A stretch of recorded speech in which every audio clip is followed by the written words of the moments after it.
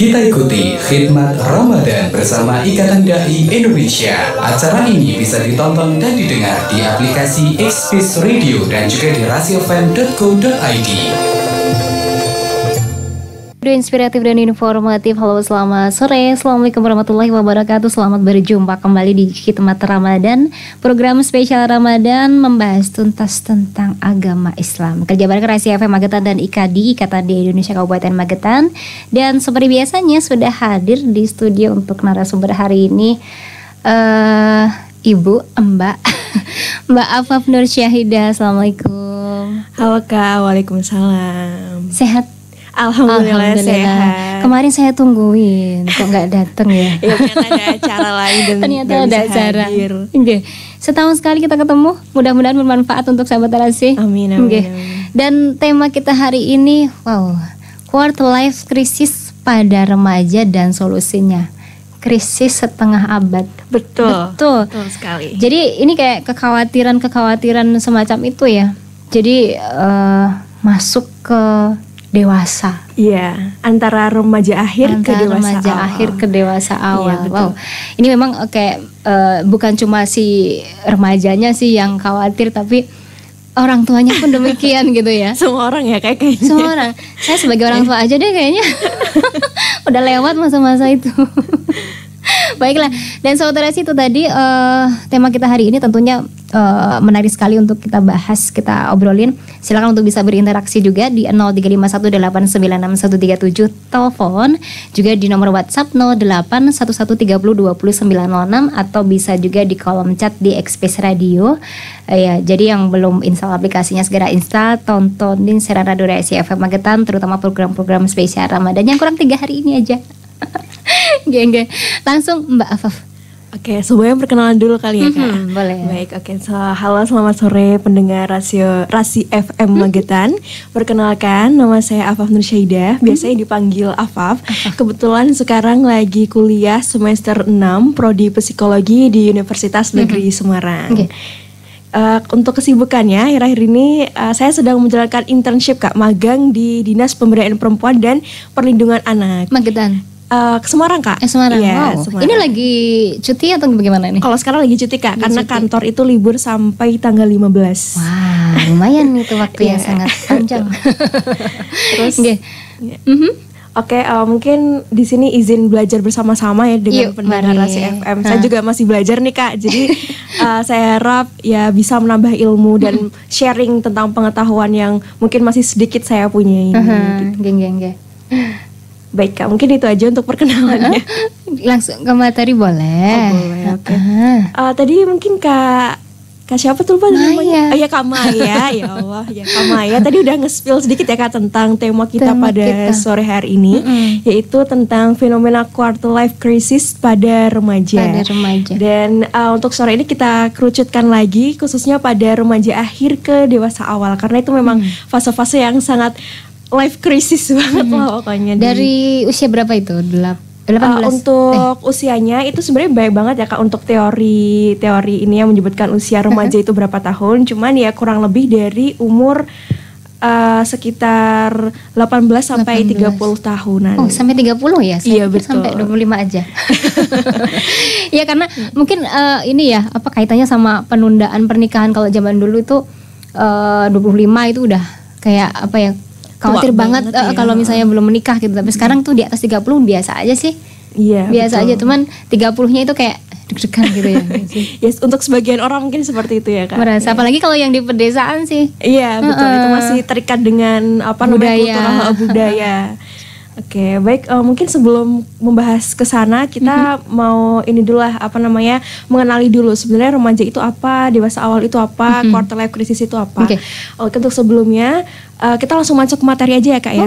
Jadi dalam kehidupannya manusia ini pasti tidak akan pernah lepas dari namanya perkembangan ya Kak. Dan fase perkembangan yang dilewati ini memang akan sangat kompleks dalam setiap rentan kehidupannya. Dimulai dari fase anak-anak, terus kemudian anak ke remaja, remaja ke dewasa awal, dewasa awal ke dewasa tengah, hingga nanti fase terakhirnya adalah dewasa akhir, dan pasti ujungnya adalah kematian. Ya, karena manusia itu kan ya ujungnya ya mati gitu, meninggal, kematian gitu ujungnya. Aku dewasa akhir ya. Ya, jadi pada hari ini kita akan membahas mengenai salah satu problem yang biasanya banyak sekali terjadi di masa perkembangan manusia dan biasanya disebut tadi ya dengan quarter life crisis yang kebanyakan terjadi pada masa remaja, terutama pada fase remaja akhir menuju ke dewasa awal. Nah, sebelum masuk ke pembahasan tersebut, alangkah baiknya kita mengetahui dulu nih Kak, apa itu fase remaja? Tadi ya sudah sebutkan masa dewasa awal dan apa itu quarter life crisis. Nah, kita ke definisi masa remaja terlebih dahulu ya Kak. Jadi masa remaja ini merupakan fase peralihan yang terjadi dari kehidupan anak-anak menuju dewasa. Nah, ini menurut G. Stanley, ini salah satu tokoh yang menyebutkan dalam buku Lifespan Development, masa remaja itu merupakan masa bergejolak yang diwarnai oleh konflik mulai dari perubahan suasana hati, kemudian pikiran, perasaan maupun tindakan. Kemudian dalam Suntrock juga tahun 2018, Sunstein ini mendefinisikan masa remaja sebagai masa di mana seseorang ini dihadapkan pada situasi yang lebih banyak melibatkan pengambilan keputusan. Sedangkan menurut Hullock, istilah adolescence atau remaja ini berasal dari kata Latin yaitu ya tadi adolescence yang berarti remaja atau memiliki arti sebagai tumbuh menjadi manusia yang dewasa. Nah, istilah ini digunakan artinya cukup luas ya Kak, istilah adolescence ini, yaitu mencakup kematangan emosional, kemudian kematangan sosial, dan juga kematangan mental. Namun, secara psikologi sendiri, masa remaja ini merupakan usia di mana individu mulai berintegrasi dengan masyarakat dewasa, hingga individu ini tidak lagi merasa berada, umur dia itu merasa gak jauh beda dengan orang dewasa, tapi mereka menganggap bahwa individu ini setara dengan orang dewasa. Circle-nya udah ke dewasa betul, gitu Kak. ya. Karena tadi kan remaja akhir ya, jadi mereka menganggap, oh ini aku udah besar nih, udah sama kayak orang-orang yang gede. Udah boleh begini, udah boleh begitu. Iya betul. Nah, makanya nggak jarang mereka juga melakukan hal-hal yang di luar yang dewasa. Iya betul, hal dewasa yang mungkin sangat-sangat untuk tidak disarankan untuk dilakukan ya Kak. Oke. Tapi sepertinya itu yang hal-hal yang tidak disarankan untuk saat ini tuh kayak hal yang lumrah biasa dan bahkan diamini banyak orang bahwa itu ya udah kayak gitu ya. Iya betul, karena memang generasinya udah beda banget ya Kak. Gen Z itu sekarang namanya milenial sekarang tuh generasinya udah beda banget. Kenakalan-kenakalan yang saat ini marak terjadi pun masalahnya juga lebih kompleks daripada dulu. Yang dulunya mungkin narkoba itu sangat-sangat menakutkan gitu kan. Sekarang biasa aja sepertinya, dengarnya pun biasa gitu. Betul, faktanya banyak banget yang sudah memakai anak-anak remaja seperti itu. Nah, itu salah satu tadi contohnya ya Kak. Nah, kemudian yang menurut WHO sendiri ini yang dikatakan remaja adalah mereka yang berusia dari 10 tahun sampai dengan 19 tahun. Karena tadi saya juga udah sedikit menyinggung bahwasanya banyak sekali teori yang mengatakan umur ini remaja tuh dari sekian ke sekian, tapi ya kurang lebihnya itu dari 10 sampai 21 tahun Kak gitu. Untuk remaja ke dewasa awal tadi ya Kak. Nah, kalau itu tadi remaja, sekarang kita masuk ke dewasa awal. Kalau masa dewasa awal sendiri ini merupakan langkah awal bagi seorang individu di mana adanya penyelesaian diri terhadap pola-pola kehidupan baru dan harapan sosial baru. Karena biasanya masa dewasa awal itu kan umur 20, 21, 22 itu mungkin kalau cewek banyak yang udah menikah, itu kan sebuah fase kehidupan setidaknya baru. Memikirkan untuk menikah. Ya, betul. Angka pernikahan sekarang menurun ya Kak di Indonesia. Iya, lebih tambah lagi usianya. Iya betul. Nah, itu kan karena banyak sekali di fase-fase umur ini tuh mereka mengalami banyak perubahan dalam hidupnya. Mungkin ada yang melangkah ke pernikahan, ada juga yang dari masa sekolah ke kuliah, itu kan transaksinya juga lumayan kompleks ya Kak ya. Itu. Belum lagi kalau dia memilih untuk karir penuh kayak gitu betul. ya. Atau langsung bekerja, itu kan pasti akan terasa beda seperti itu Kak. Nah, menurut Suntrock ini masa dewasa awal ini masuk dalam masa transisi baik secara fisik, psychological transition, transisi secara intelektual, kemudian juga transisi secara peran sosial. Yaitu di peran sosialnya mungkin dari anak ke istri atau dari pelajar ke mahasiswa ya kayak gitu ya. Nah, itu untuk social role transition. Jadi perkembangan masa dewasa ini adalah puncak dari perkembangan masa dewasa. Jadi nanti kan masa dewasa itu kan masih ada masa dewasa awal, tengah, kemudian akhir. Tapi biasanya yang paling kompleks dan paling puncaknya banyak permasalahan itu ada di masa dewasa awal. Walaupun nggak bisa memungkiri setiap fasenya pasti ada permasalahan. Semakin berat. Ya, cuman gini, itu kan untuk normal gitu ya. Tapi ada beberapa itu kayak dewasa lebih awal. Kayak ada kondisi-kondisi keluarga lah biasanya kan kayak gitu yang membuatnya menjadi harus dewasa mungkin pada usia seharusnya remaja, kita sebut remaja, tapi ternyata dia apa yang menjadi aktivitasnya sehari-hari itu udah dewasa gitu. Iya betul. Kadang-kadang kayak broken home apalah segala macam. Iya, itu usia psikologisnya biasa lebih matang terlebih dahulu daripada anak-anak seusianya. Berarti ada perbedaan usia antara apa tadi, usia psikologis sama usia yang usia kita sebut 10 tahun, 20 tahun seperti itu. Mungkin ada anak gitu yang baru 15 tahun itu sudah masih punya anak, fase remaja awal, mungkin dihadapkan dengan kondisi-kondisi itu yang di luar fase perkembangannya. Mungkin dia mengalami mohon maaf hamil di luar nikah, itu kan secara otomatis dia akan dituntut untuk menjadi seorang ibu ya Kak. Dan seorang ibu itu kan pasti banyak sekali perubahan-perubahan yang menuntut dia untuk menjadi lebih dewasa, melebihi dari umur yang seharusnya. Dan itu sebenarnya lebih berat atau bagaimana itu? Itu pasti akan lebih berat sih Kak, karena sebenarnya kan memang bukan masuk ke usia perkembangannya Kak, belum siap secara fisik dan mental juga belum siap. Nah itu mungkin juga tadi Kakak menyebutkan salah satunya broken home itu juga menjadi salah satu faktor anak itu dewasa dini gitu, dewasa ya Kak. sebelum waktunya, dan memang harus gitu kan, harus, dituntut. karena menghadapi tuntutan-tuntutan kehidupan yang mereka mungkin menjalaninya kayak gitu. Kayak misalnya dia seharusnya masih diladenin, tapi dia harus justru menjadi melayani gitu ya. Atau menggantikan peran ayah atau menggantikan peran ibu dalam keluarganya kan juga banyak ya kayak banyak gitu. sekali yang seperti itu. Nah, jadi masa perkembangan dewasa ini tadi ya Kak adalah puncak dari perkembangan masa dewasa. Jadi masa dewasa ini adalah beralihnya pandangan egosentris menjadi sikap yang empati. Jadi mungkin kalau remaja itu kan mereka itu impulsif ya Kak, kebanyakan tuh mereka egois gitu, yang memikirkan diri sendiri. Jadi kalau melakukan suatu hal tuh mereka nggak akan berpikir panjang gitu. Nah mungkin nanti di masa dewasa awal ini remaja itu berubah Kak, berubah karena mereka udah punya sisi dituntut empati, untuk memikirkan hal yang lain. Betul, mereka akan lebih berpikir secara jangka panjangnya seperti apa, empatinya lebih terasa. Jadi melakukan sesuatu itu tidak dengan gegabah seperti itu. Tetapi sebenarnya berarti ego di masa remaja itu hal yang normal, wajar. Iya, sangat normal sih Kak. Iya betul. Karena kalau ada yang seperti ego, itu kita harus maklum ya. Iya, ya maklum, tapi cuman harus tetap dibimbing ya Kak. Karena iya betul. Tapi sebenarnya masih dalam koridor normal gitu ya. Geng. Nah, kalau misalkan sampai abnormal, nah itu yang perlu sangat dibimbing dan abnormalnya yang kayak gimana nih? Se-egois apa coba misal gitu? Misal ya itu tadi Kak, dia dihadapkan dengan antara kesenangan, tapi ternyata kesenangan itu bisa menjerumuskan dia gitu. Misalkan mungkin kalau anak remaja pacaran gitu ya Kak, pacaran. Tapi kan ya pacaran yang normal menurut orang-orang mungkin ya hanya sebatas ngobrol, komunikasi jalan. Tapi ada kalanya kalau misalkan dia dihadapkan pada situasi dengan keadaan-keadaan abnormal misalkan. Kadang-kadang memang pacaran itu udah punya kewajiban aneh kan? Nah itu mungkin salah satunya ya Kak, karena mereka nanti nggak akan berpikir kalau misalkan nanti saya sama pacar saya kayak gimana, itu nanti dampaknya seperti apa. Karena kebetulan aku tuh di dinas pemberdayaan perempuan itu Kak, itu kan di bagian penanganan unit kekerasan ya Kak. Jadi banyak sekali menghadapi kasus kekerasan seksual, kemudian KDRT, kekerasan terhadap anak, dan itu banyak banget Kak anak-anak yang di bawah umur tuh sudah hamil di luar nikah gitu, dan itu kemudian juga mengalami kekerasan karena pernikahan yang mentalnya belum Kak, siap tadi. Betul sekali. Karena itu tadi pernikahannya dipaksa karena satu kejadian, ternyata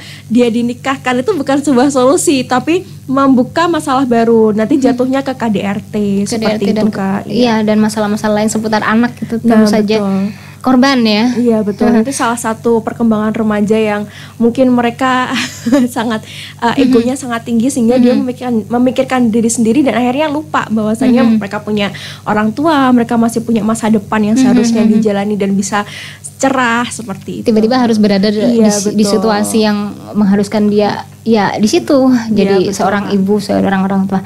Baik, nanti aku pengen nanyain tentang fenomena free child. Ini sepertinya memang akhir-akhir ini banyak ya. Iya betul. Jadi beberapa alasan mungkin menjadi yang mungkin menjadi pertimbangan lah ya. Iya, Oke, tapi selepas beberapa informasi berikut yang kemana-mana Sahabat Rasi tentunya masih di Khidmat Ramadan. Anda masih mengikuti acara Khidmat Ramadan bersama Ikatan Dai Indonesia. Baik, Sahabat Rasi masih di Khidmat Ramadan juga masih bersama dengan Mbak Afaf ya.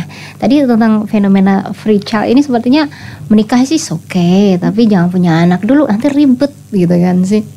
Ya karena memang ada aku pernah baca tuh ya gini kan, DVT kalau nggak salah itu penyesalan apa sih seumur hidup kamu yang pengen banget kamu skip gitu kan? Maksudnya ada keputusan apa sih yang kamu ambil lalu kamu sesali saat ini? Itu tuh menikah. Waduh. Jadi semenakutkan itukah menikah gitu ya.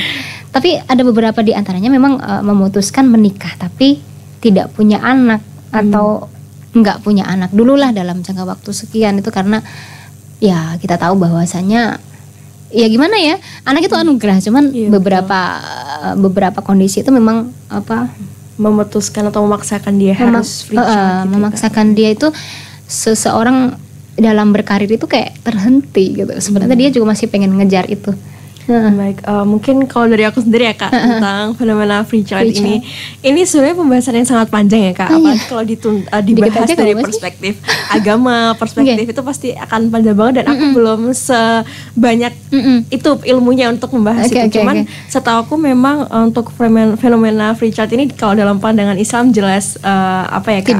Iya, maksudnya bukan tidak diperkenakan sih, mungkin menyalahi syariat gitu ya Kak. Karena kan memang anak itu kan rezeki anugerah. Aduh, aku takut banget nih Kak mau berpendapat karena ini mungkin salah satu tujuan menikah itu kan meneruskan keturunan. Ini pembahasannya sangat sensitif ya Kak. Cuman mungkin dari untuk beberapa pasangan yang memutuskan untuk free child itu mereka akan punya alasan sendiri gitu. Mereka kenapa sih memutuskan untuk free child seperti itu.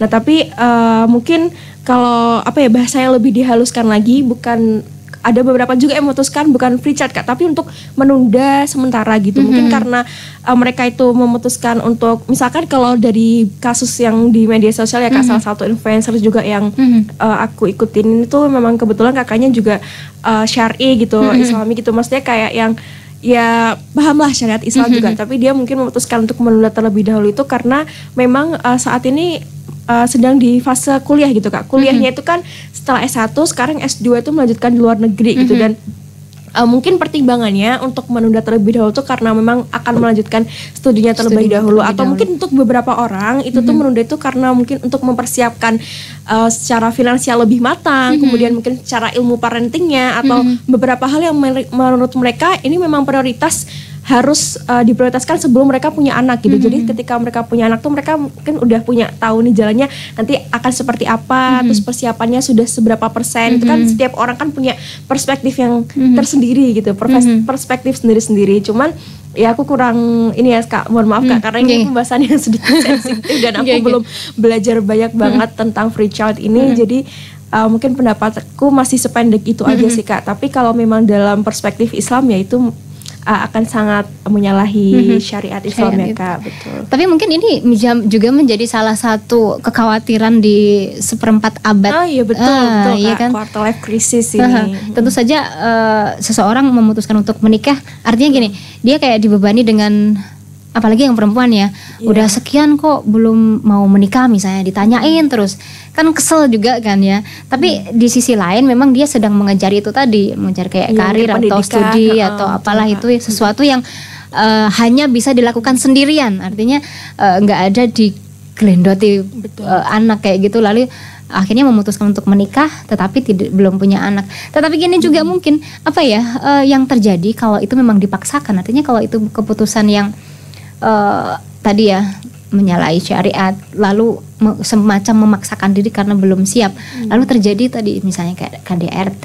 Iya betul. KDRT yang kalau sama pasangan mungkin sama-sama dewasa ya, maksudnya sama-sama bisa menyelamatkan diri, tapi bagaimana kalau itu terjadi pada anak seperti itu? Iya betul, karena memang dampak dari permasalahan rumah tangga tuh ya ke anak gitu kan. Iya, makanya KDRT, kemudian perceraian, yang mungkin perceraian itu ketika ada masalah mereka tidak cerai itu menjadi masalah, pas cerai pun ternyata juga akan menimbulkan masalah dan dampak yang besar juga bagi anak. Nah mungkin itu juga salah satu permasalahan yang Kak, dalam pernikahan yang berdampak pada anak, dan akhirnya banyak juga yang berpikir sampai ke sana akhirnya memutuskan untuk free child tadi. Oke. Untuk tema kita monggo dilanjut. Tadi kan udah Bleber ya. Bahasanya sangat panjang ya Kak Iya. ini.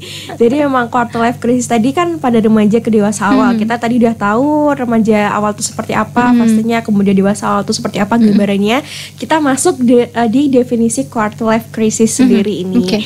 Jadi apa sih quarter life crisis itu? Jadi istilah quarter life crisis ini pertama kali ditemukan oleh Alexandra Robbins dan Abe Wilner pada tahun 2001 untuk mendeskripsikan kebingungan tentang masa depan Wilner sesudah lulus dari perguruan tinggi. Jadi mungkin ini fasenya udah di tahap yang lulus dari perguruan tinggi. Jadi mungkin fase mencari kerja ya. Secara studinya udah gitu ya. Iya, studinya udah, dan mungkin quarter life crisis ini merupakan sebuah fase perkembangan psikologis yang biasanya terjadi di usia 18 sampai 29 tahun, yaitu masa transisi antara fase tadi ya Kak, remaja ke dewasa. Sehingga quarter life crisis ini dapat didefinisikan sebagai suatu respon terhadap meningkatnya ketidakstabilan, perubahan konstan, terlalu banyak pilihan dan panik serta ketidakberdayaan. Ya mungkin kalau case-nya si Wilner sama Robbins ini kan tadi setelah lulus dari perguruan tinggi, pastilah ada tuntutan untuk kerja. Nah itu tadi kan berarti ada perubahan konstan, terlalu banyak pilihan, dan mereka seperti tidak berdaya karena mungkin sekarang lowongan kerja itu kan sulit gitu ya Kak. Apalagi kalau misalkan mereka punya goals, punya cita-cita yang memang aku maunya di sini, tapi ternyata realitanya susah. Kemudian dia mau mencapai cita-citanya, dia merasa tidak berdaya. Akhirnya dia stuck di merasakan quarter life crisis itu. Apalagi kalau misalnya kayak sekarang tuh ya, kadang-kadang sebuah perusahaan itu kalau mencari calon pekerja, calon karyawan itu justru memilih lulusan-lulusan yang kayak SMA, kayak SMK kayak gitu ya. Justru untuk yang perguruan tinggi itu apa ya, serasa nanti tuntutannya lebih tinggi gitu dari segi gaji dan lain sebagainya. Itu juga menjadi kekhawatiran tersendiri bagi yang lulus kuliah nggak sih? Iya betul.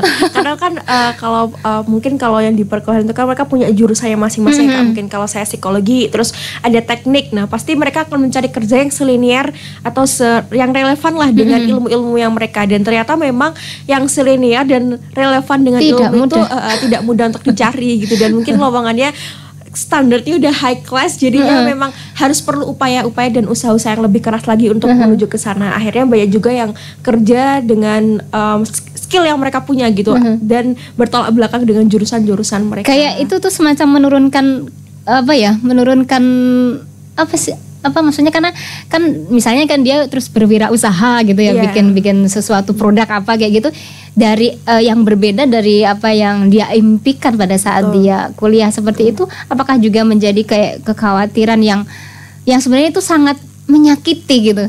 Baik, mungkin itu karena apa ya Kak, SDM Indonesia ini katanya masih tergolong rendah ya Kak, kualitas SDM. Jadi mungkin banyak sekali masyarakat yang mempersepsikan sebuah kerja, kemudian kesuksesan, cita-cita itu tuh dengan standar-standar yang sebenarnya itu nggak ada loh yang menciptakan standar itu, karena pasti standar kesuksesan seorang itu kan berbeda-beda. Dia sendiri yang menciptakan. Iya betul, kita sendiri gitu yang membuat standar-standar itu yang mungkin sangat tinggi. Karena biasanya tadi ya Kak, mungkin case-nya dia ternyata nggak kuliah, ternyata kuliah tapi dia nggak dapat kerja dan akhirnya berwirausaha. Sebenarnya kan why not gitu, kenapa? Ada cuman apa kadang-kadang kan bertentangan lah ya, maksudnya masa sih kadang-kadang apalagi kalau ditambah dengan celotehan orang ya. Masa lulusan ini cuman jualan ini misalnya ya kan. Kayak gitu-gitu itu betul. Jadi beban nggak sih? Nah ya itu sih Kak, mungkin ya karena tadi kultur masyarakat yang menjudge terlebih dahulu, menjudge, terus kemudian menstandarisasikan kesuksesan itu harus mungkin seperti harus ini. kerja di kantor di gedung tinggi atau harus menjadi seseorang yang terkenal. Udah kan sukses itu kan nggak melulu tentang materi ataupun tentang setiap orang punya lah standar kesuksesan sendiri. Akhirnya karena terciptalah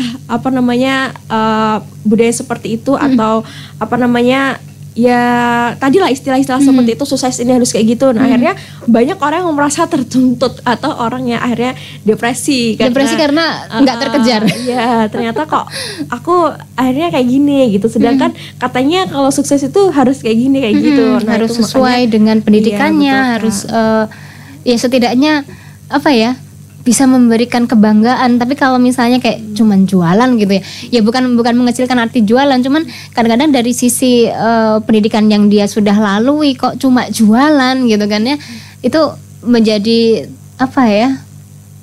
sakit banget gitu.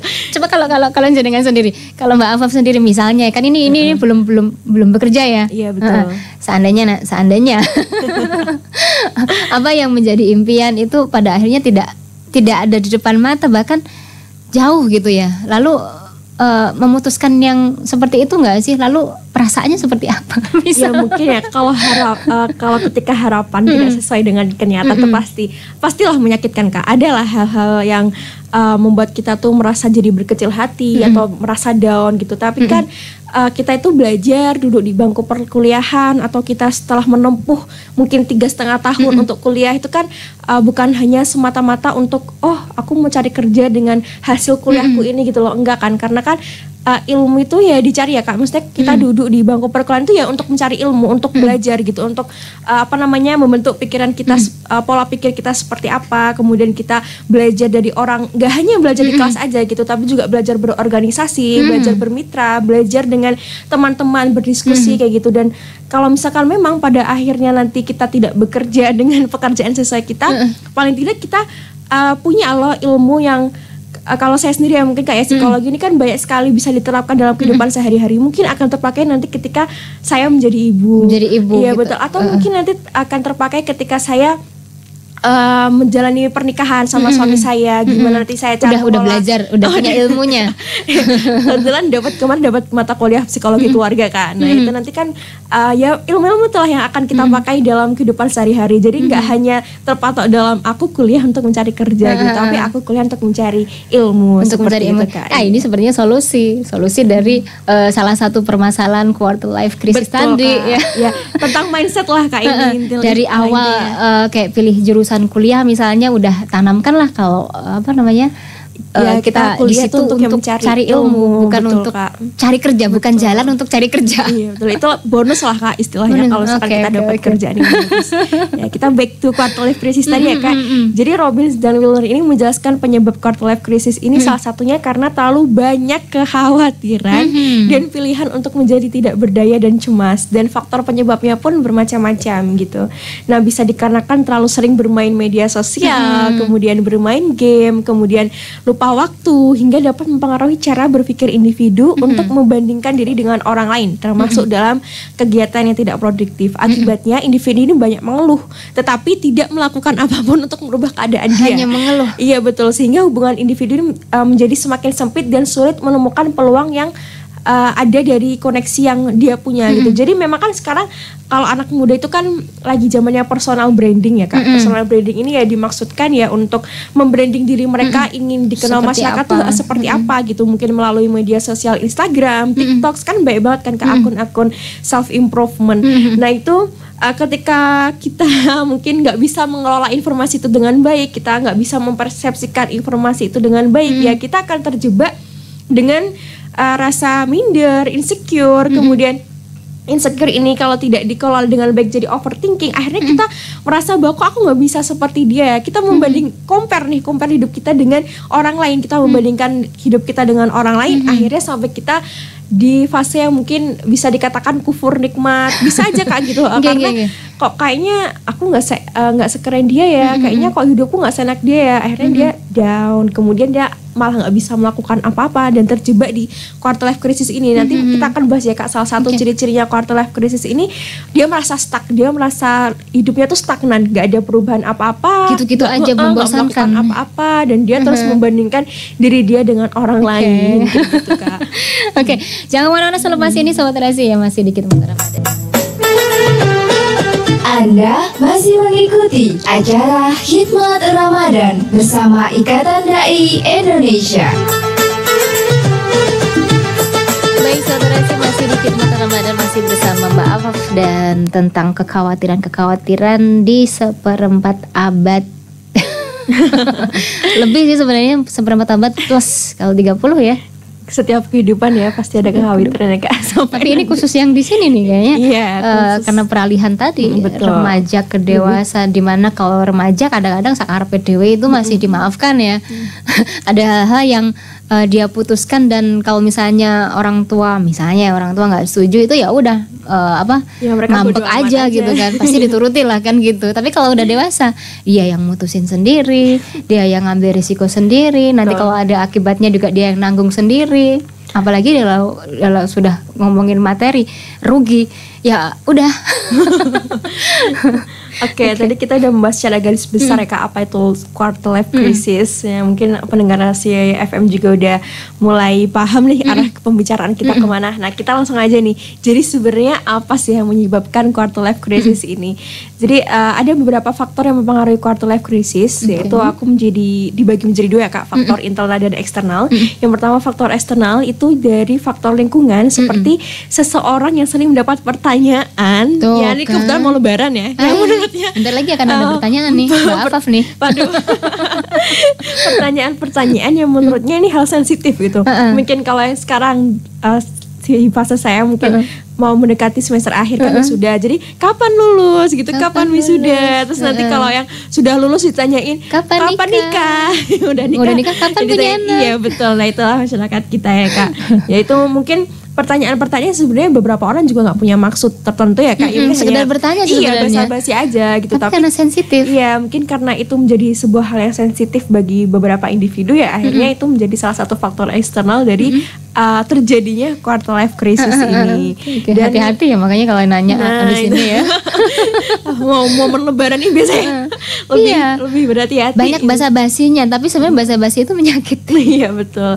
Nah kemudian ada faktor internal yang berasal dari dalam diri sendiri, karena tadi dari orang lain, ternyata ada juga faktor yang dari Dari kita diri sendiri. Itu berbentuk konflik yang biasanya ada dalam diri sendiri, yaitu pencapaian yang tidak sesuai dengan ekspektasi. Kakak itu tadi juga tadi. udah menyinggung ya, Iya, pencapaian tidak sesuai ekspektasi, apalagi jika ternyata tidak ada pengelolaan emosi yang tidak cukup baik ya Kak, termasuk dalam melihat pencapaian orang lain tadi yang terus akhirnya mengcompare hidupnya, terus tadi ya kufur nikmat, terus akhirnya dia ada depresi sendiri karena ternyata kok hidupku kok nggak sesuai dengan yang aku inginkan ya, kayak itu salah Apa satu yang salah gitu? Nah betul, salah satu celutukan yang sangat banyak ada di quarter life crisis ini seperti itu. Kemudian ada juga faktor media sosial yang menjadi ajang untuk memamerkan sesuatu yang dimiliki atau kegiatan yang sedang dilakukan. Tadi karena lagi gempar-gemparnya personal branding nih ya. Ini ternyata personal branding ini juga jadi salah satu hal yang sensitif gitu untuk remaja ataupun masa dewasa awal gitu, untuk mahasiswa, mungkin untuk beberapa pelajar yang karena sekarang apalagi ada aplikasi LinkedIn itu, aplikasi LinkedIn itu memang ya sebenarnya itu positif banget ya Kak untuk kita gitu, untuk membangun karir, untuk kita lebih memudahkan mendapat pekerjaan, terus show up diri kita, skill yang kita punya itu kan sebenarnya sangat mendukung ya Kak, maksudnya bagus banget gitu aplikasi ini sebenarnya. Tapi untuk beberapa orang yang nggak punya pengelolaan emosi yang baik atau pengelolaan pikiran yang baik ya akan menjadi sebuah bumerang sendiri bagi dia gitu. Jadi ketika dia buka LinkedIn terus Ada ternyata kritikan, ada ya, atau pencapaian orang yang lebih unggul mungkin dari dia, terus akhirnya dia iri, dia kan akhirnya jadi ya itu tadi mau compare hidup dia dengan orang lain sehingga dia terjebak pada quarter life crisis yang membuat dia akhirnya nggak melakukan apa-apa karena dia justru iya, situ ya. justru malah dia akan ya udah gitu, dia lebih keren, terus aku kok kayaknya nggak bisa apa-apa juga, ya udah mau gimana lagi, aku kayak gini terima nasibku,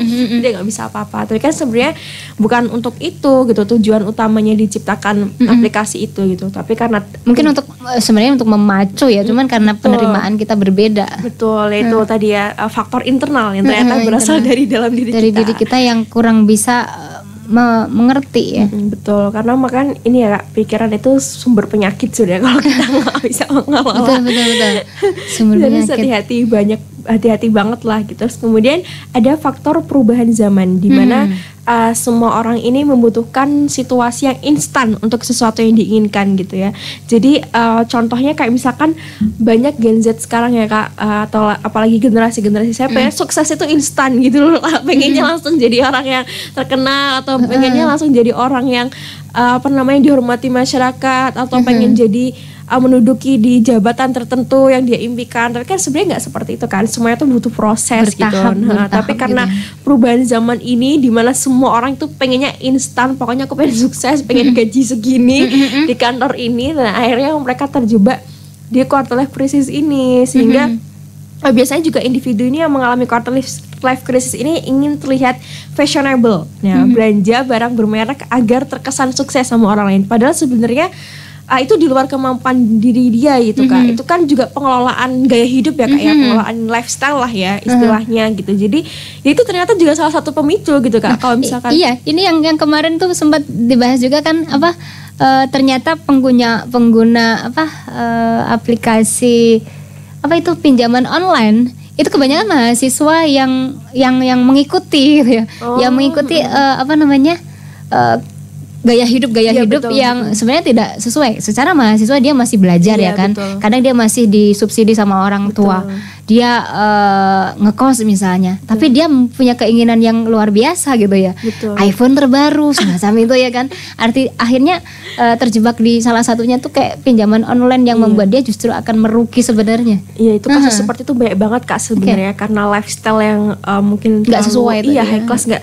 Ya secara kasarnya mohon maaf nggak sesuai budget gitu ya Kak. Dia punyanya seberapa tapi keinginan kehidupannya harusnya seperti ini, branded, barang-barang mewah, lingkungannya misalnya. Nah itu juga salah satu circle pertemanannya yang menuntut dia seperti itu gitu. Padahal kan sebenarnya kita juga bisa mengelola itu gitu Kak. Akhirnya hal seperti itu berujung membawa diri dia ke dampak-dampak negatif gitu. Ada tadi misalkan pinjol ya kan Kak. Pinjol terus nanti ada lagi yang itu